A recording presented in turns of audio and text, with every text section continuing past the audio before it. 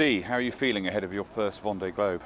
Well, the anticipation and the build-up has been immense here. The number of visitors through, the autographs, the photos, it really has been incredible. But I'm probably along the same lines as the other 29 skippers, as in I just want to get going now. It's the build-up's kind of building the anticipation a little bit. How hard is it to keep your focus through all of this pre-start activities?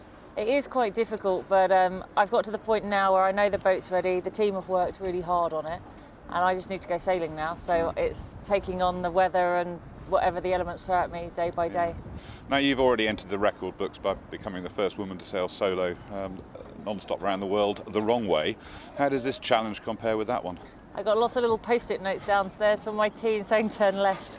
So long as I go the right way, then it'd be really nice to make it a double. But we all know that it's not that easy to get to the finish line of the Vendee. Yeah. And how important is it, the double compared with, say, your result in this race? Which is most important in your mind? It's very difficult. I mean, 30 boats are going to cross the start line, but we know 30 boats aren't going to cross the finish line. So that's the biggest hurdle mentally to deal with, that not all of us are going to be there at the finish. Yeah. So ultimately, to finish the race is the most important. But I know I've got a competitive boat. It's actually me that's a limiting factor, and I hope that my confidence can grow so that I can perform to the boat standard by the end of the race. So it's a development thing. Yeah. How big a challenge has it been to learn how to sail an open 60 after sailing a 72-foot steel boat, quite different type? Absolutely crazy. I really feel as if I've got out of my HGV vehicle and I'm now really hitting the Formula One style of things. And it's incredible. But Aviva's a good girl. She's looking after me and she's doing a good job, so I just need to hang on for the ride. Were you tempted to go with an older generation boat for your first Vendee Globe instead of this brand new, latest generation? Well, I was exceedingly lucky with my sponsorship with Aviva that the agreement was that we could have a new boat. So I'm well aware that I'm very lucky and probably not at the same potential as the boat, but hopefully I'll grow into her and she'll look after me along the process. But it's the most competitive Vendee Globe there's been, the biggest fleet, the best sailors in the world. And to even be in with a chance of the competition, I wanted to have the best opportunity I could and the best shot at it. And we all know that it's a bit of a war of attrition out there, that if I can just keep things ticking along and stay in the race, there's going to be others that fall by the wayside. So by default, I should go up the rankings. They're incredibly powerful boats, though, this latest generation, aren't they? They are amazing, and it's actually, I think most of the time it's a human limiting factor, whereas the boats could probably take a little bit more. Which bit of a race are you most worried about? It's really hard. I mean, the weather just really does turn on the tricks and you never know what you're going to get.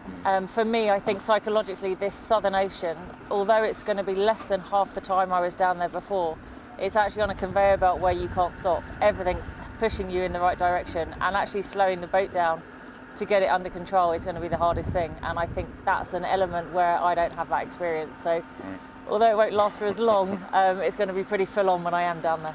How have you dealt with getting fit enough to sail one of these boats? I've actually worked quite hard at that, because I was aware that if you're not physically able to deal with it, mentally you're going to be always kind of behind the game and worried about it. So I worked quite hard with Leeds Met Uni, my former university. They gave me a training programme and I went up for assessments regularly. So I've prepared quite well, both physically and mentally, for that. So hopefully now I'm in a good place and I understand my reactions to things a lot better. So hopefully there'll be less of an emotional roller coaster. And what about sleep deprivation? That must be tough. It is one of the hardest things, but I now understand from looking at the research and doing some work while I've been doing the shorter races or training, that it's a case of your body taking 2 to 3 weeks to adapt, but then your body does amazing things and it can just adapt to the cat naps and the weird lifestyle we're going to live for 3 months. But it is a case where that's fine, and I know what's coming up, and I know that I've been there for 6 months before, so this is a lot shorter time. Now, you've done a lot of work with Mike Golding with the two boats. How's that worked out? Well, it was a fantastic opportunity for me to get the sister ship to Aviva. Mike Golding, with all his experience, has just been awesome. And unfortunately, it took us a long time to get the two boats together where we could actually sail them together and check out some variables and make decisions. But we did that in August, end of August, and it was a really, really fruitful 10 days that both of us benefited from. And we just wish that we had more time, that we could have done a lot more of it. But the calendars were what we had to work to. Yeah. And we're grateful for the 10 days that we had. It was very good, and hopefully in the future the two boats can be put together again. Now, looking around here with 30 boats, it's quite amazing, isn't it? Of all this fleet and the amazing skippers, who's your sort of tip for the top, apart from yourself, of course? Yeah, I'm glad you added that one. It is amazing, 30 boats in the same class that are all so different. I mean, it's phenomenal the way every skipper deals with something slightly differently. But if I'm going to kind of put my money on the rankings, if I had my British hat on, then I really hope Mike Golding does the business this year. And having the sistership, that's going to give me a lot more confidence.